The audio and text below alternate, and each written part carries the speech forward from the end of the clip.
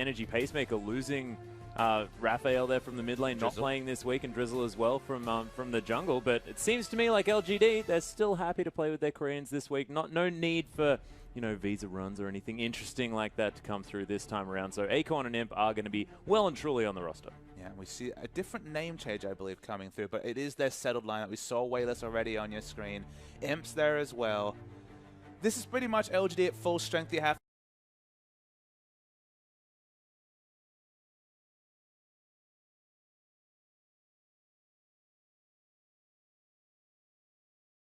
to think, you know, Flame might say otherwise, but otherwise they've been looking pretty good. But I kind of want to see a return to form for them before the playoffs. They need to show a couple of the 2-0 victories, show a bit of consistency, because again, they've been a bit of a seesaw. They've been up and down. Yeah, and of course LGD came through with massive hype here as well. World champions on the team from last year, but here's the King lineup, and we'll see whether they can topple what is looking like a very formidable opponent here. Sky enters that top lane, and last pickup in that Aurelia, one of his massive comfort champions. We've already seen some breakout Aurelia play tonight. Aurelia's going to be one of those contested picks. MLXG, he loves the Rengar, that's for sure. 7-4 on the season. Seen a lot of Rengar bans against him. I have to think that might continue tonight, even though it doesn't necessarily fall into the Cinder Hulk jungle craze that we've been seeing. Yeah, well, we've also been seeing these Nidalee bans still cropping up as well, so Nidalee's still strong in that jungle. MLXG more than happy to pick that one up as well, even though not necessarily in those last 5 picks. Wushin,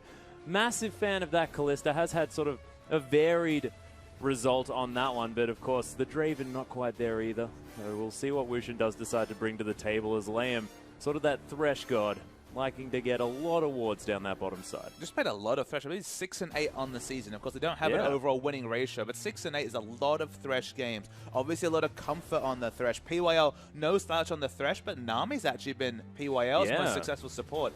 3-0 peeling for Imp.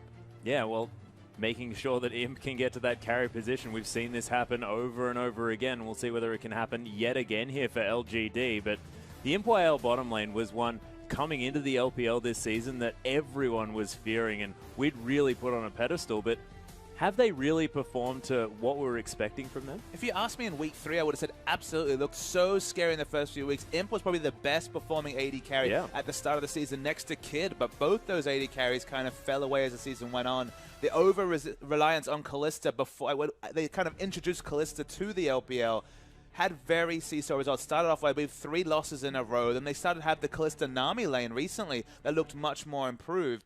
I feel like they can get it all together come playoffs, but again, they've been up and down, a bit like their team's fortunes. Yeah, well, it's true. We'll see whether they can come back strong this week as well, because, of course, only a few to go. Here's the graph of AD carries that are still, of course, competitive. Wushin and Imp not exactly doing so well on that one. No, not doing so well. And 100%, that's our move to 5.6 tracker at the bottom. 100% move to 5.6 this week. No 5.5 Not going to have like the junglers sitting in 5.3 for some reason or something like that. Everyone are going to be on 5.6 this time around. The health stacking's coming, Atlas. And that means the likes of Vayne, which was actually moused over by Uzi last game. Imp's been playing the Vayne. Imp's played a couple, a win and a loss on that champion recently. Anything that can shred health value is going to look pretty good in this health stacking meta. Yeah, and we'll see whether Cogmore makes a return as well. That Bio-Arcane Barrage, pretty good at getting rid of the old health values once they get very, very large. But I'm excited to get into this one and see what the likes of Imp is going to do as far as mixing up that playstyle and changing what's going to go on, because they don't even have to. They may just pick the Vayne again. And come on, I know you, of all people, Atlas, love this meta where people start to hover champions and then just lock in the champions you thought were hovers. It wasn't long ago when an Urgot was a hover, where Karma was a hover. They're just getting locked in like they're viable picks now because everything's viable. Yeah, everything seems to be viable. Not entirely sure whether it actually is, but let's hop into Champ Select and see exactly what's going to go on. Of course, MLXG going to lose that Rengar straight up. That makes a whole lot of sense, and it is going to be the LeBlanc ban as well for God V, but I believe that is still Wayless. I believe it is still Wayless. We'll wait for the confirmation when we see the members on this camera here, but the ban comes through from LeBlanc. Always a strong champion, even with the changes to Chalice, making it that much more safe to kind of pick up the 900 gold Chalice and much earlier get that early 25 magic resist to help you navigate the assassins like LeBlanc. LeBlanc in strong hands is something that really can be strong, so banned away. Aurelia actually is the ban here targeted at Sky. I actually mentioned it Sky actually does have a very good win rate on their champion. Next to Maokai, one of his stronger performing champions, and banned away. Yeah, and actually before entering the LPL, Sky had a 100% win rate on Aurelia in competitive play. So definitely worth banning that away from him, especially considering the fact that Aurelia is still very strong on this patch. A Vladimir ban, Papa Smithy. The Vladimir ban. Actually, during the Demacia Cup semi-finals, they were loving Rumble Vladimir. Of course, Akon's Rumble, that one's a given, but Rumble Vladimir was the duo they were playing repeatedly. I mean, and that's without any team books. Yeah, and that was exactly not the Season 1 double Woda synergy coming through, just the single Woda in the middle. Now a selfish item rather than the double spell vamp stacking aura that some of these viewers might not actually have been around for many seasons ago. They were loving the synergy between those two champs. But with the Diana ban, another respect ban coming through from Wayless, that leaves the Sejuani open. Yeah, leaves the Sejuani open, but this is, of course, 5.6. Zac is still up, the likes of Nautilus in the jungle, all sorts of massive tanks. But, of course, Sejuani, we saw her be so incredibly successful in especially our first game today. It feels like the communication at the top level in LPL has really brought the most out of the Sejuani pick. The layering of CC we were seeing between Nara and Sejuani, for example, was exemplary. People were dying with their flash up during the 3 seconds of consistent CC. Assassin gets the Cho'Gath, 3-0 on the Cho'Gath. King have looked excellent, taking a game off OMG, I believe, with this Cho'Gath. Look, you never want to give up Sejuani, but if you lock in Cho'Gath when you're King, so far, that's been a 100% win rate. Yeah, and I mean, that Nautilus, that could be going into the jungle, that could be going into the top lane, it could be going into support. We have no idea where that one's going to be.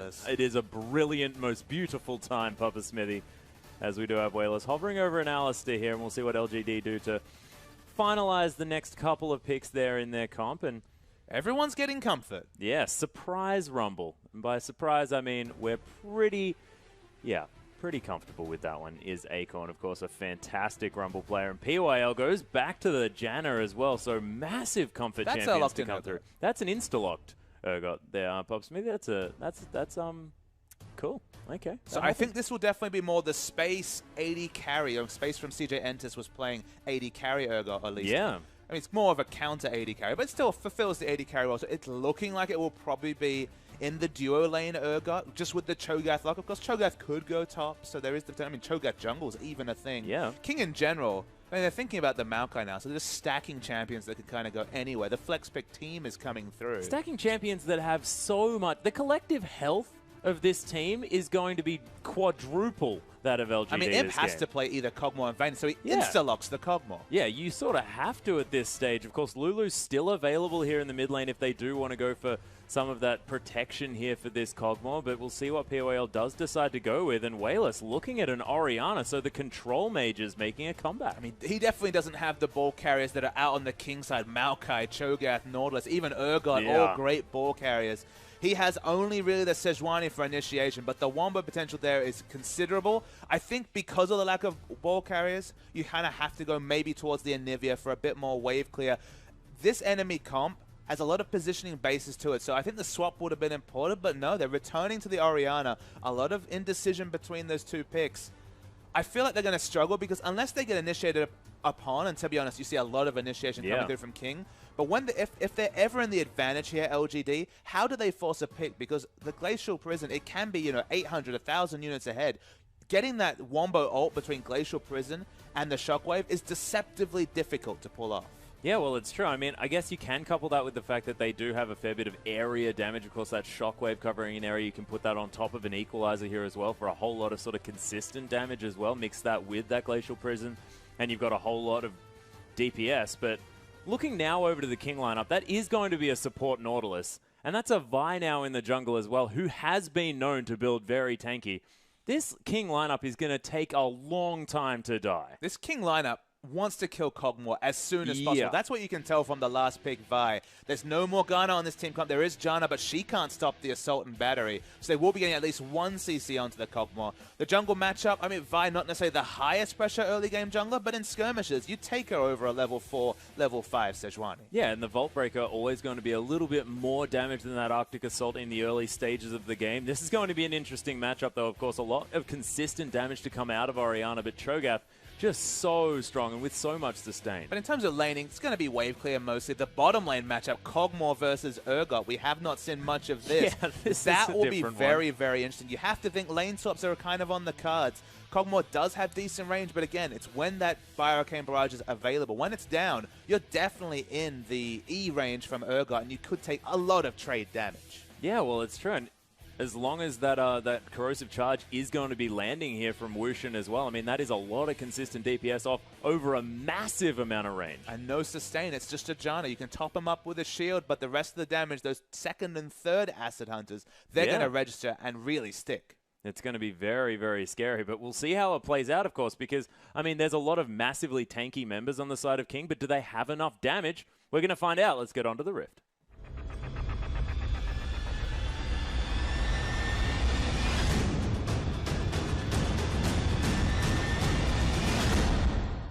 And here we are, ladies and gentlemen, with LGD taking on King for our second matchup of Week 10 of tonight here, as well as him taking a few Acid Hunters here from Wushin in the river. Chainsaws with this skin. Yeah, chainsaw. Oh my goodness, the skin is so terrifying, Papa Smithy. So Butcher Urgot, and they're trying to butcher this Kog'Maw in general with the line they've got. You thought with the first 4 picks, the likes of Nautilus, the likes of Maokai, Cho'Gath, and Urgot, you had enough lockdown for an enemy AD carry. The only champion to really navigate damage and do it from range is Kog'Maw. Vayne probably would have been too risky at 550 range. You were going to be locked down by the likes of the Twisted Advance coming through from Maokai, let alone everything else on the King's side. So, I mean, Kog'Maw's the only realistic option.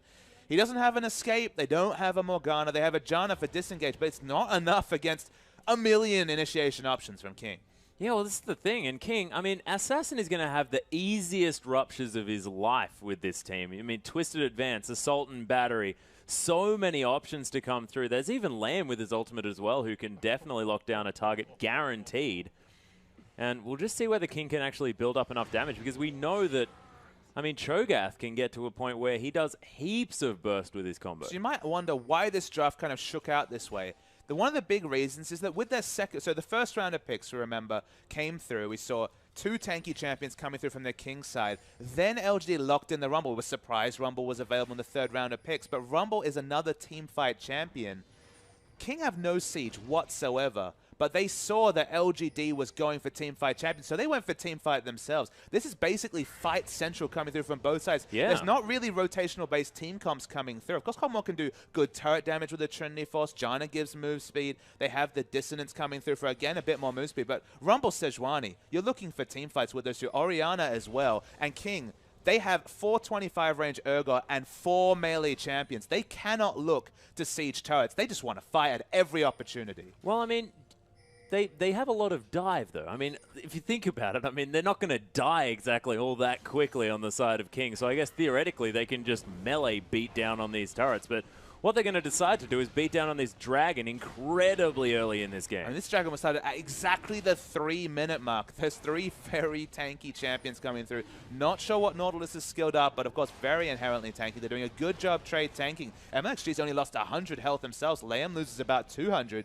And this should be the first Dragon at 3 minutes 21. That is very, very fast. And what with Sky having % health damage, the denting blows coming through from MLXG, looked all too easy there for King. So that is a very, very fast first Dragon. We'll see whether they can continue that through, because, of course, that means 5th Dragon could potentially come through very early this game. And the reactions coming through from LGD in terms of summoners are super interesting. I have never seen a Ghost Flash Orianna in a competitive game before, but you can understand that you kind of need to Ghost the moment a team fight starts. Remember, the first person to play a control mage with Ghost Flash was Dade when he loved to play Ghost Flash Ziggs. You kind of have to do the same thing with Orianna, just because there's so much lockdown CC. You kind of need to be moving at 500 move speed throughout a fight. Otherwise, you're going to be locked down by just the embarrassment of riches in terms of lockdown CC that King has. Yeah, and you need to be getting around that fight as well to make sure that you're getting the command protect onto the right targets here as well, because there's so much targeted lockdown to come through from King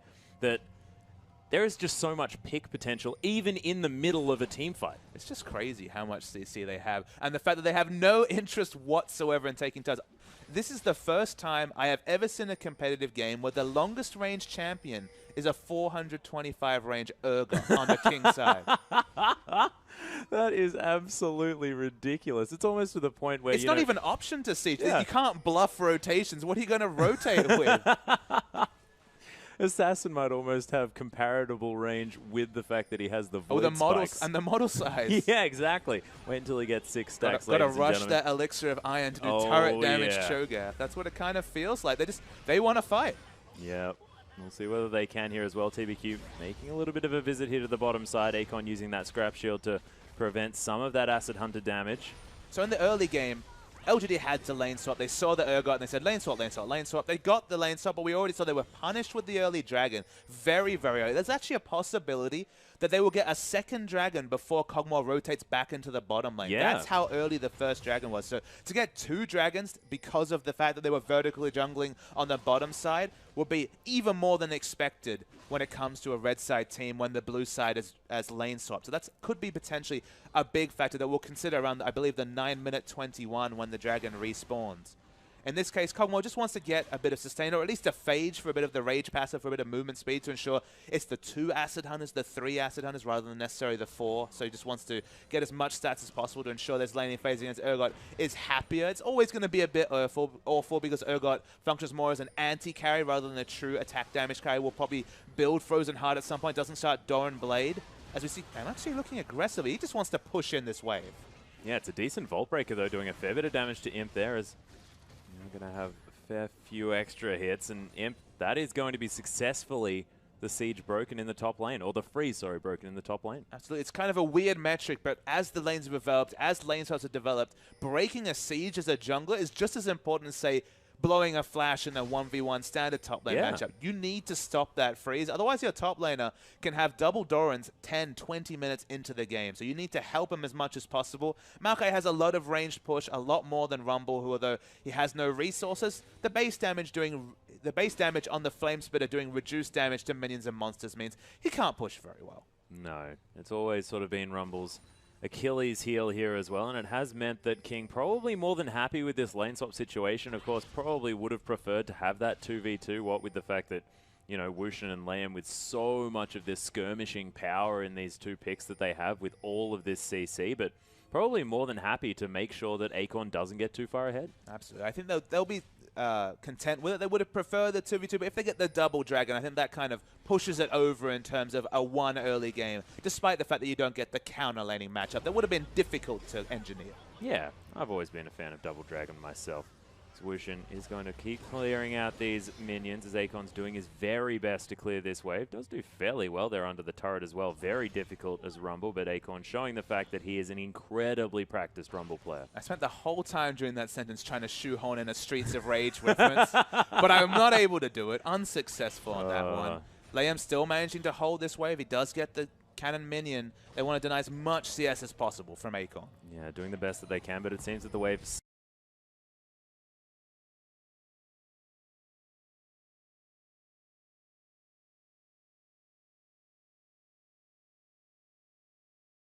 still continuing to push. Assassin going to use that Rupture, as you mentioned earlier, just to clear out these waves over and over again, but does have a fairly decent CS advantage here against an Orianna sort of known for agricultural abilities. I can't believe it's very interesting to see him actually start Negatron Cloak. The Dredge line is flashed away from Akon. Definitely dodged the wrong way, so had to use his Summoner. They'll continue pushing. He still doesn't have Equalizer, so can't look for the ranged push. Just throwing down that Equalizer for wave control. And this should be the first turrets across the map. Yeah, both top laners actually zoned away from these outer turrets here as well, as Imp is even going to use the ultimate to make sure that he can clear out these minions as fast as possible.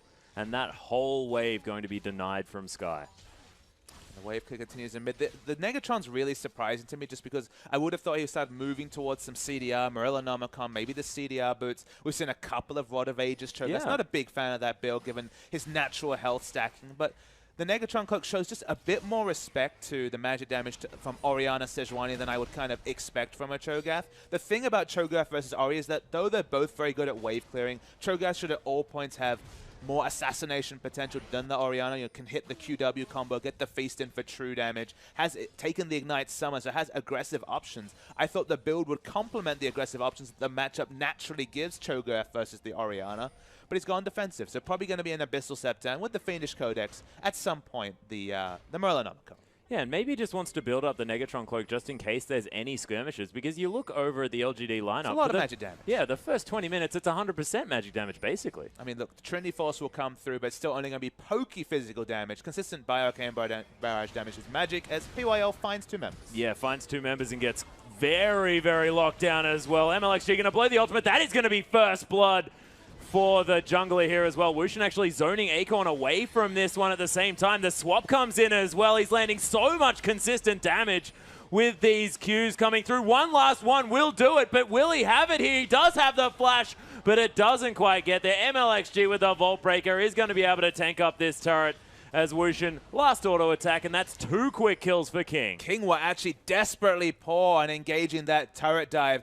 MLXG basically takes his whole health bar because Woosh wanted to hold on to his flash. I don't think it's really that necessary. Woosh almost died. If they had layered down a bit more damage, that we would have seen a dead MLXG from the turret aggro juggling.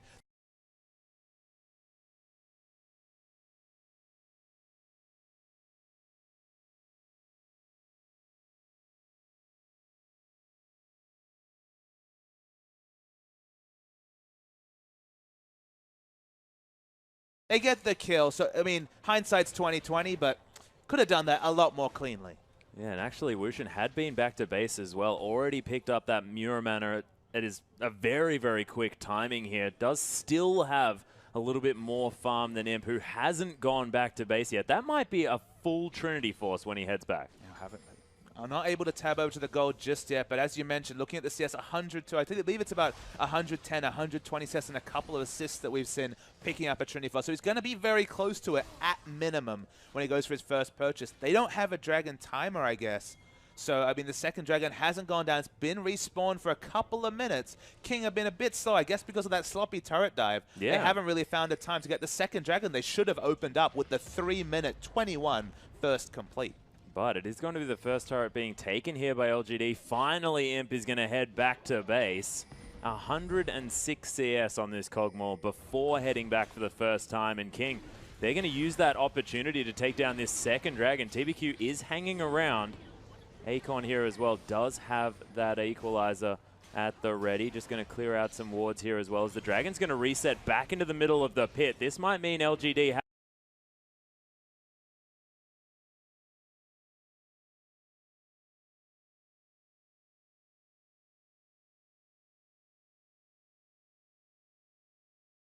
have a slight option to come through. The Glacial Prison is available here as well, but it's going to be Assassin that locks that one down. MLXG forced to walk over that equalizer, and Flashes having to be burned. Assassin going to be in trouble, going to flash out of the way, and second Dragon goes down, and King, they get out with just a few flashes. But 3 flashes for a second Dragon and complete control to LGD in terms of pushing this mid wave. If they can get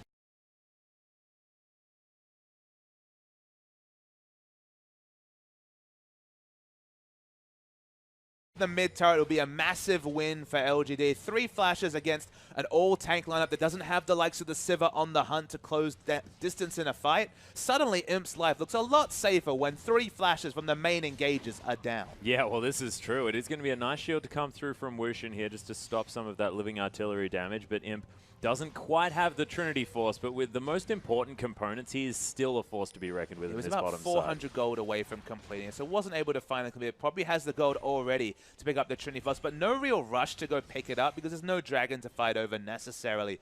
The scaling continues with Urgot. You have to imagine it's going to be the 40% CDR build between the Brutalizer, the Frozen Heart, and some runes and masteries to complement what comes through naturally from the Manamune, soon to be Muramana. One thing about finishing the Manamune soon early, that Muramana timing, 22, 23 minutes is what we'd expect. Yeah, and Urgot just throws out so many Acid Hunters here as well, just generally in his playstyle. So going to be stacking that one up as quickly as he possibly can. The cooldown on that item, you can see almost constantly spinning here as we have a look down at that item in the items list. So we'll see when that transformation does come through, because we're sort of used to seeing Ezreal's with that item, and it's going to come through a little bit quicker now on this Urgot. And so, because we haven't seen Urgot yet in the LPL before this game, we should probably speak a little bit about why we're seeing the return of Urgot. The big change to him that really people have kind of taken notice of this Urgot pick is the fact that his shield now scales with maximum mana. You get 5% of your mana in shielding. So basically the way it works is that when you finish your Mirror Mana and your Frozen Heart, which are the 2 mana items you pick up as Urgot, you basically double your shield strength through just mana scaling. It's about 200, 250 mana scaling you get from that ability. So you just have suddenly a 500 health shield rather than what was before, I believe, a 260 health shield, which is just such an extra amount of innate tankiness. You already have resist from your ultimate, so you get into a fight with an extra 250 health. That scales with the big amount of flat resist you get from your ultimate. And you're just so tanky, and you're still the anti-carry he always was. So the flexibility of the ultimate, the fact that it's a positional-based skill and a meta with Cogmores, it can be just so powerful as a kit for dealing with hyper carries like Vayne, and to a lesser extent, and especially in this game, the Cogmore. Yeah, well, precisely. And not to mention the fact that when he has that shield activated, now with it being buffed up and lasting a whole lot longer, every auto attack going to be slowing down your targets. That's only more CC available for this bottom lane duo, as we've got the ultimate coming through onto Imp here, just more for disengage rather than anything else, because of course that Trinity Force making Imp a very dangerous opposition in that bottom side of the map. I mean, ironically, with this duo lane, they both have abilities that are defensive that give them offensive stats. The slow coming through from Urgot with the W, and Nautilus, when has his own W up, has the extra magic damage on auto attack. So both of them, you kind of have to auto attack in a trade if you're Imp in this situation to stop them really getting the benefit of their kits. Yeah, it's almost like whoever doesn't get autoed is actually going to be doing a fair bit of extra damage here as well. So we'll see whether Imp can spread the love there on the bottom side as far as the damage is concerned. I was actually quite surprised to see Whoosh and Liam backing away from Imp when he went aggressive. Maybe they thought that there was some junglers around. But speaking of junglers, ooh, MLXG looking for a potential ultimate, doesn't decide to use it as Wushin getting taken down solo here on the bottom side. PWL gets caught by the dredge line though here, as Imp's just going to flash forward. Very aggressive play, but the last Acid Hunter's going to lock it down. A 2-for-0 exchange, but in the river, we've got LGD going very aggressive. MLXG going to fall down. The bottom lane able to rotate, though, as TBQ's going to have to be very careful. Another dredge line. Lamb's got in there, but TBQ, he's going to survive. It's a nice bait to come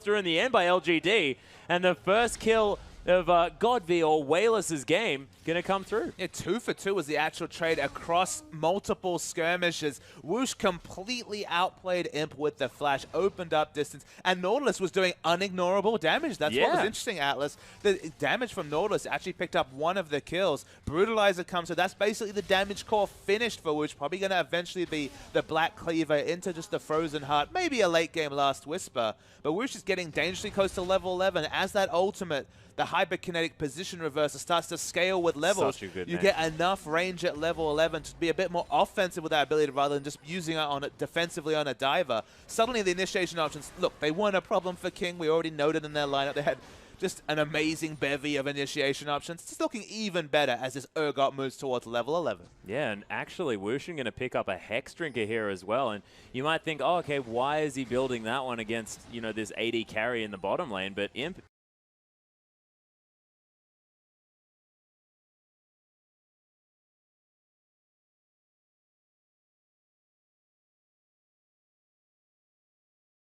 is going to be doing a lot of magic damage for the next little while. And he likes shields. We already mentioned the fact that the shield with the W's there. Now you're going to have an extra shield coming through from Hexdrinker. It's a very cost-effective item, and you can't look at Urgot like you do a traditional AD carry. He's more of an anti-carry. He wants to stay and do consistent damage in the front lines of a fight when he swaps himself in. Deceptively tanky with the changes, with the mana scaling on his W coming through, and just a frontline fighter. So go for a fighter item like the Hexdrinker. Yeah.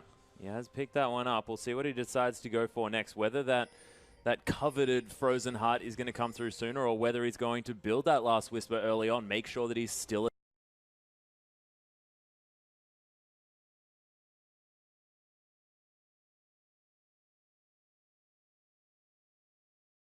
the damage threat in these fights. I mean, Black Cleaver would usually be a consideration. There's very little other physical damage. There's the Glacial Prison. Yeah, the Glacial Prison coming through here as well. It is going to be an attempted zoning ultimate to come down from Liam, but it is just going to be the Urgot falling down immediately. A nice dredge line to get him to safety here, Liam.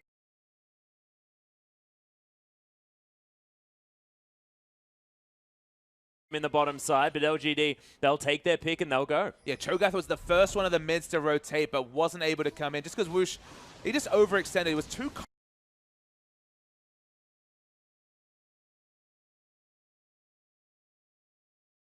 confident from the previous trade they won so landslidely 2-0 that he overextended, died through his heal, through his W. Actually, heal was on cooldown, and this should be the answering dragon coming through from LG. Just their first, but stops the 3-stack from coming through from King. Yeah, but no towers to be taken yet from King, and Imp is going to have some free time here on the bottom side of the map as well. We'll see whether that last outer turret is going to fall down. Akon's been discovered here in the river, but Scrap Shield going to get him to safety here as well, as Assassin's going to have to go back into this middle lane. So I mentioned the fact that King's team isn't really built for rotations. I don't know if that means Assassin can't go without boots at all. Kind of needs the boots for a bit of movement speed. I don't know how he possibly was the first to rotate bottom. Must have left about 3 waves early, but did get to the bottom lane. Needs some shoes just to get, because I mean, the thing about Cho'Gath is if you don't hit the Rupture, if your skills miss in a fight, you don't contribute anything at all. So you need the movement speed just to get in the best position to hit your skill shots, because if you miss them, again, you do nothing. Yeah, but, I mean, I guess he doesn't need to worry about hitting a skill shot necessarily, because his target's going to be locked down for so incredibly long that it may not ever really need... He can just lumber up to them and put down the Rupture, you know? So much. Look at this magic just already built up. They've definitely taken to heart what you were mentioning earlier, Atlas, and understandably Imp working slowly towards his next item, probably going to be the Blade of the Ruined King. So physical damage still at a premium for LGD, still very much lacking. Double Hex Drinker, Abyssal Scepter is completed, Spectre's Cowl for the top, and even a Chalice, the newly cheaper Chalice coming through from Nautilus. They're team fight ready, and they need to be. That's all they can do. That's why you see so many early power spike items. They're only built to fight. The late game, if there's ever a siege war, Kog'Maw single-handedly will out-siege anything King put together. Well, this is the truth. This is the truth, but of course, Imp has to be very, very careful of an incredibly large amount of CC options that are going to come through from King, and we'll see whether King can actually orchestrate the team fights that they want, because of course, the most successful we've seen King are in these perfectly orchestrated team fights that they do manage to get. But it feels like King have the comp that LGD is more known for with all the different CC options. LGD, what they need to do this game, whenever they go for the push, if they ever get to a situation where Kog'Maw's strong enough to siege, they need to pink ward their flanks. Because again, there's basically 5 champions that can flank LGD coming through from King. You need tabs on all 5 of them. Otherwise, again, one ultimate comes up. If Kog'Maw's knocked up 1 time, it's not going to stop there. Oh, heck no. Heck no. He's going to be bouncing through the air here as well. You've got Ruptures, you've got Assault and Batteries, you've got Lamb there as well with just all of that CC. Sky's going to be knocking... I think everyone has an ability that does ridiculous things to a champion if given the chance. So, and then Wish can swap people as well. Yeah, swapping people around. You know, you don't know where you are. You don't know whether you're in the sky, on the ground. It's just ridiculous. But hasn't happened just yet. And LGD have managed to get around this map and pick off these towers. And King Assassin does have a lot of wave clear, so can clear out these waves here in the mid lane, stop these pushes from coming through. But I mean, he's only a Cho'Gath, and you've already mentioned the fact that he's not all that quick. He's not all that quick. The 3rd dragon will actually help with movement speed just for, I mean, they're kind of wave clear rotations, not pure rotations. They're not going to rotate like we were talking about in game 1 to get turrets. That's not the situation here for King. They just want to rotate and look for fights. We see Maokai's going back. Do they have a flank wall? They have one option just to the left of the mid rush where the outer turret would have been. They need to start fighting, because if they just get poked out, I mean, their comp's basically negated. There's the ultimate. Yeah, the ult comes through from Lamb, looking for something here as MLXG right into the middle of this fight. Assault and Battery into the back line, onto, in fact, Whalers here on the back. The Equalizer not quite finding the targets it wants to, but Akon is going to take down MLXG, the only casualty in this fight thus far. Titan's Wrath is going to be trying to help here as it's a really nice 2-man shockwave. Lamb getting taken down solo, Imp doing so much damage. He is going to have to face off against Assassin, who does manage to pick up the kill.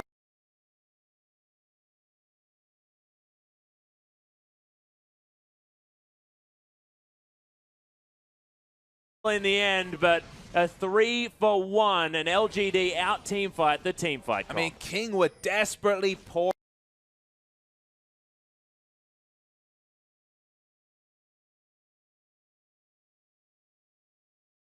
In that engage, diving through was MLXG with a max channel Vault Breaker and the Assault and Battery. About 1,100, 1,200 units of gap close, but Whoosh and Assassin just couldn't get to the fight. They were separated by a screen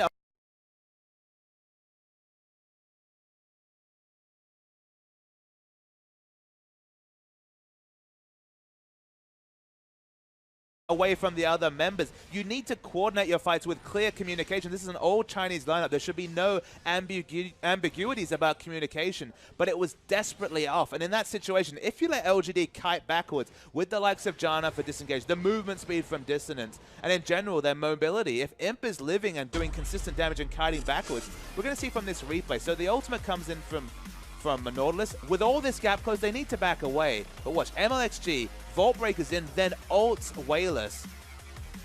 Nautilus isn't in the shot.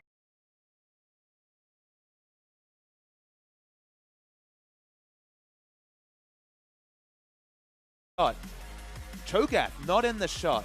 Or Urgot not in the shot till now. MLXG just dies for free in the backline before the Cho'Gath and Whoosh can even get to the fight. And that's the issue. They allowed LGD to kite back. With their flashes available, they can close so much distance. There's a lovely double shockwave that picks up the first kill. It ends up just a 2-for-1, I believe, overall. But you can't fight like that, King. With your short ranges, you need to all be in the same screen. You need to all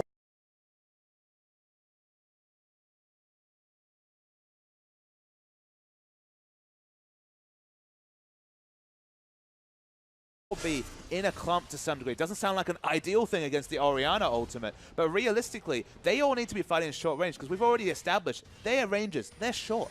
Yeah, well, and they also have to be fighting together here as well. King sort of rely on keeping a target locked down with multiple members CC to really be effective. And we saw there that if MLXG dives too far, especially onto the Orianna instead of the consistent damage in the Cosmos, things could go wrong, but we'll see whether they change it up for the next fight. Of course, early days now for King. Not too much of a gold lead to be spoken of here for LGD, and they are still down a Dragon. So, of course, 3,000 gold in the lead. Nothing to write home about. I mean, Imp kept his flash up through that whole fight. Wayless had to use both his escape summoners, but Ghost will be up soon. Again, execution heavy is King's comp. Even though they have so many execution options, they need to, again, have the communication, like you say, go in together. They didn't manage it in the previous fight, and that has caused a bit of snowball, at least in terms of map pressure. LGD get an uncontested Dragon. Now have the 2 Dragons with a Kog'Maw moving towards the 5 Dragons, where they'll really be able to power down even this uber tanky comp coming through from King. And as Imp gets more and more farm, actually looks like a Bloodthirster going to be second pickup, again, to navigate these fights with the defensive shield and the 20% lifesteal. Team fights get more and more manageable for LGD, and King's power spikes, they definitely don't skew towards the late game. They need to make it count in the mid game, and they're starting to fall behind. 3,000 gold is the lead for LGD. Yeah, and what we haven't really spoken about as well is TBQ has always been so far ahead in farms. Actually, P-Whale's going to get caught out here just a little bit. Monsoon going to get him to safety. MLXG did use the ultimate there, so ultimate's traded here by our support and junglers. Might give King some time on this turret. But TBQ has been so far ahead in farm. Another ult to come down. Zoning ultimate, I believe. They just need to get this structure. But again, with their lack of turret damage, they have to back away. Yeah, MLXG. Oh my goodness, caught by just the end of that shockwave by Wayless. Definitely still keeping up with the Orianna play here. Has been beautiful thus far. And that's a very nice pick. And MLXG just hasn't been very impressive on this fight today. And with that, I mean, they used the Nautilus ultimate. It looked like it was zoning ultimate, but they didn't turn around and do turret damage, kind of tanked it for a moment, then was psyched out by the teleport coming through from Akon, so backed away, got no turret damage whatsoever. Now the Baron bait's coming through. No ranged champions, only their sapling really to check this structure. Man, fighting around these situations with no wards is a scary thing when you have no ranged auto attackers on the King side. Oh, yeah. It was a decent scrying orb just to check whether that Baron was going down. Of course, LGD now with a whole lot of guaranteed vision. You can head back there if they want to, but going to give it up for now. Just happy with the fact that they have that area on lockdown. Yeah, so they haven't been able to find room for a Frozen Heart on Woosh. Makes sense to some degree, of course, going for the armor stack. Not necessarily ideal, but at least the Glacial Shell for a bit more cooldown. There's actually some mathematics behind how Urgot works in terms of getting the maximum amount of Acid Hunters out onto a target. I believe you need over 30% CDR. It's around 32% CDR, to, I think 32.5 from memory. It's an old statistic because we haven't seen a lot of Urgot recently. We certainly haven't. But you need definitely more CDR than he has. He's only got 10% CDR, showing as Sky's caught, but very tanky. He's very, very tanky. Takes a shockwave and just sort of laughs it off here on the bottom side as Wayless going to continue to farm out. Just sending a message with the ultimate. Has the last whisper. Again, needs to work on the cooldown reduction, does Woosh, just to get the most damage out. But the armor stacking isn't going to happen till the late game. But Kog'Maw with the Bloodthirster, probably the next item coming through in Kog'Maw will be an Infinity Edge or just a bit more attack speed and crit, maybe just a Phantom Dance. And that's when the Kog'Maw's physical damage will really start to hit the high gear we know. Yeah, well, this is the thing. As soon as that attack speed starts coming through, Imp is going to be gigantic in these fights. And I love the pickup of the Bloodthirster because he knows he has a target painted on his face. And this is what Crystal's been doing on Kog'Maw specifically when we see them play the Protect the Kog'Maw comp, but even in general in his build. When the enemy team has so many different abilities to initiate, he's invariably going to take damage from one of these sources, whether it's the targeted damage from Assault and Battery or some of the poke from Cho'Gath and Maokai. So having the high lifesteal, okay, you don't have the Infinity Edge with just the craziest amount of single target damage. Your damage might be even lower than a Blade of the Ruined King, but it's comparable to a Blade of the Ruined King, and it's just so much safer. And Kog'Maw living during the fight is going to do so much more damage than Kog'Maw getting some lucky crits than die. Yeah, well, precisely. He's not necessarily a burst champion here, is Kog'Maw. Just really wants to be in there consistently auto-attacking from a huge range. But Wayless now as well, 3 items strong. Has a Liandry's as his second item choice here, so wants a whole lot of consistent damage. And I love that against Assassin. The Feast stats giving you so much extra health. Wushin, Liam, everyone on this King lineup is going to have huge health values, so why not cut down that in percentage health damage? And now, I mean, the popularity of Liandry's, maybe it's about to jump up with all the health stacking we've been mentioning. Liandry's, you do a lot of consistent damage as Orianna. Your dissonance, of course, is a slow, so you get the longer proc coming through from the Liandry's for even more percentage current HP burn. King split pushing in the bottom, so at least they've managed to rotate that situation, but Acorn's coming in. Don't think he's going to be able to burst down the tree, and he backs away. No, not going to be able to this time. Sky with now a 2-level advantage here on the bottom side. Sort of an unsung hero of King, able to split push out these waves as the big tree. Almost has that Righteous Glory completed to complement this Spirit Visage, which is already there. And MLXG, what do you think about the Cinderhulk Vi? Cinderhulk Vi is fine, I guess. I mean, it doesn't seem ideal just because you're more about damage than the necessary tankiness of Vi. You're about your initial burst, you know, the early denting grows back into the excessive force. That's usually what you're doing as Vi, so that's why we usually see Warrior into maybe a Phage. Trinity Force is probably too expensive for competitive play, but we've seen stranger things come through in Vi builds. In this situation, I just feel like she doesn't really do much apart from lock down, then walk around and die. Like, that's really all she's going to contribute to a fight. So if they don't get the picture-perfect engage from MLXG, which is what we saw in the replay, is just, again, over-engaging, screens away. Now there's been kind of this quiet period. Everyone's got their flashes up again. Double escape summoners up for the Orianna. You just worry that if we again see this screen-long, hilariously high-distance Assault and Battery, this won't be the follow-up CC to justify the Vi pick. Yeah, it may not happen, but King going to continue to push out this mid-wave. Sky heading back to base here as well.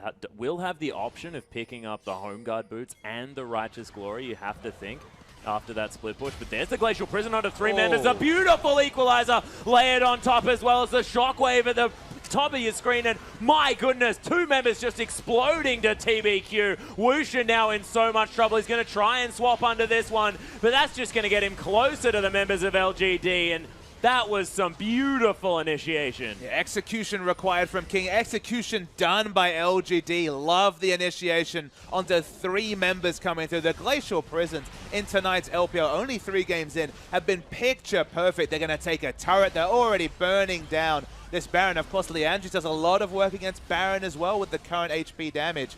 They're getting everything here, LGD, and it feels like King have already been outscaled. They have, and you can see, my goodness, just ridiculous Baron damage, and they split up and took down inner turrets and a Baron at the same time. Isn't it nice when you get your cake, eat it too, and some extra cherries, please, waitress? They got everything. They asked for the ice cream on the side, most definitely, Papa Smithy. LGD just playing their team comp beautifully, and King I love the idea that they had coming into this one, but they haven't been able to execute it. I mean, you just can't afford to misfire. That's the thing. That we saw the big misfire, and now it's come to the point where it's kind of irrelevant. Might see another engage. TBQ, he's big. Yeah, Lamb actually trying to get out of this one, but MLXG just going to ult himself into it. Monsoon comes out, though, and Imp just going to turn around and try and destroy this via Assassin. He's been caught. PYL is going to take the credit for that kill, and MLXG, he's just going to back away here. A lot of flashing health bars as LGD going to take down their third dragon. That is going to be the movement speed. MLXG slowed down a little bit by that equalizer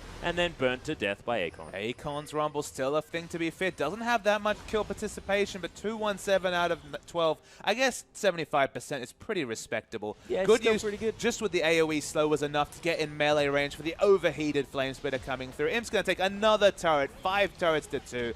10,000 gold with a scaling advantage. It's Orianna Cogmore, remember. Can't ask for much more scaling than that.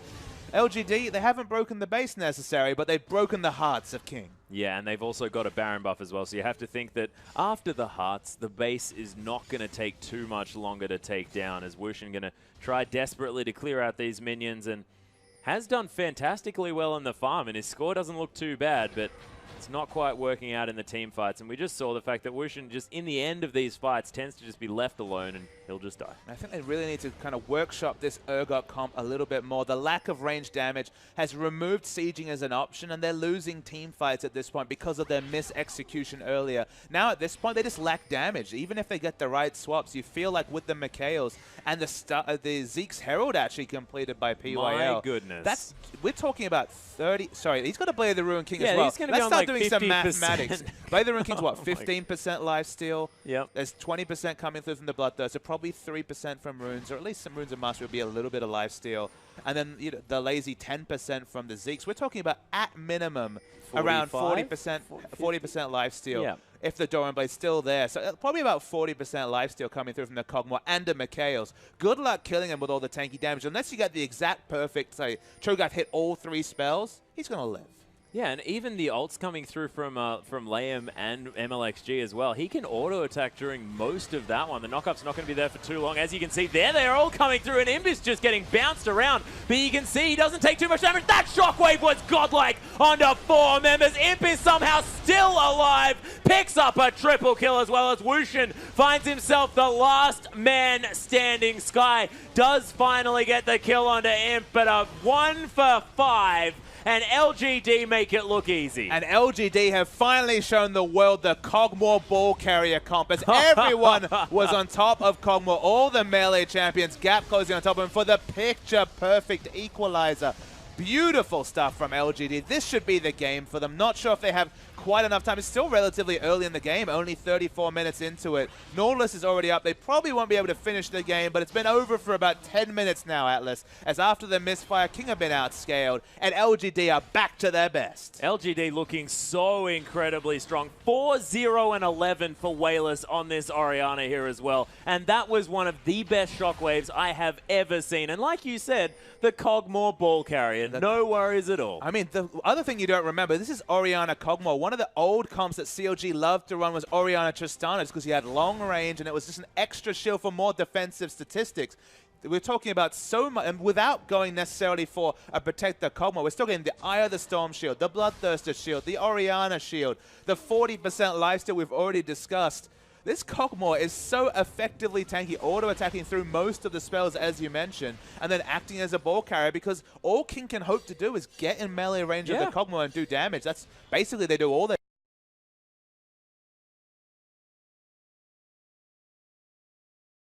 damage in melee range, barring Urgot.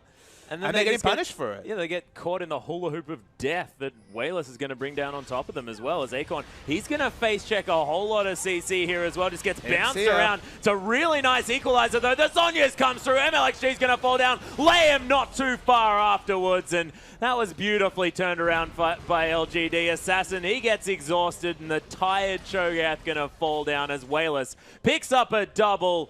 And King, they tap the mat, and you can understand exactly why. LGD just running all over the top of them towards the end of that game. And King in their first match of their 6-match gambit this weekend. Remember, they played 6 out of their 8 remaining games. this team equal in points at the bottom of the table with M3 in terms of 8th spot. They are desperate to make it to playoffs. They were highly tipped. Remember, of the LSPL teams, they were thought to be the ones to impress the most and just get up there to the 4th or 5th spots. Snake has been the one to take that mantle. They're already guaranteed playoffs. And any more games like that, and King, they're going to have to look over their shoulder. There are many teams trying to close into that 8th spot. Yeah, and I mean, I really liked the team comp. It might have just been maybe a little bit too much experimentation to go on when these games still matter so much for the likes of King. Coming through from LGD, if they were to try that one out, their position in the playoffs, a little bit more guaranteed. But King, they have to be very serious about this one. But ladies and gentlemen, there is, of course, still one more game to go in this series, and we'll see whether King go back to a little bit more standard play.